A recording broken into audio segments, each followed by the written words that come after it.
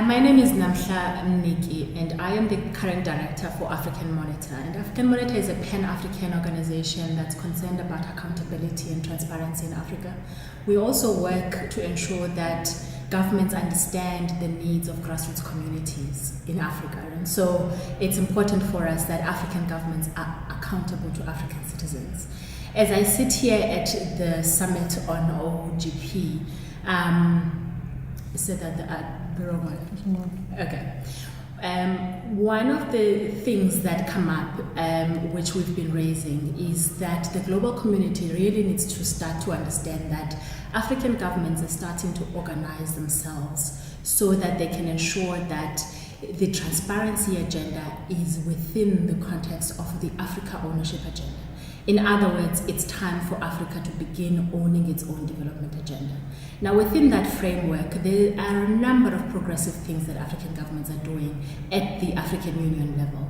One of them is Vision 2063, where issues of accountability and transparency are coming out strongly. And so processes of accountability as civil society, we need to push them within the confines of what's already happening within the African continent. In terms of post-2015, for instance, African governments are working on an African common position. Again, transparency, accountability, citizen participation are issues that are coming out fairly strongly there. Now, on the other hand, while looking at African governments, we understand that there's a principal endorsement of ideas around accountability. We know that the story at the national level is very different. And that's where civil society in Africa comes in.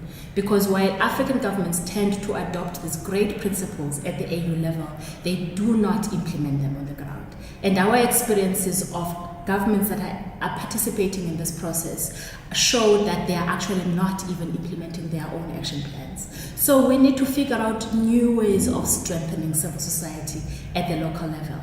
And all of us agree that we need to network better amongst ourselves. We also agree that we need to push much harder for an enabling environment for civil society. And part of that enabling environment is African governments creating the space for civil society to participate.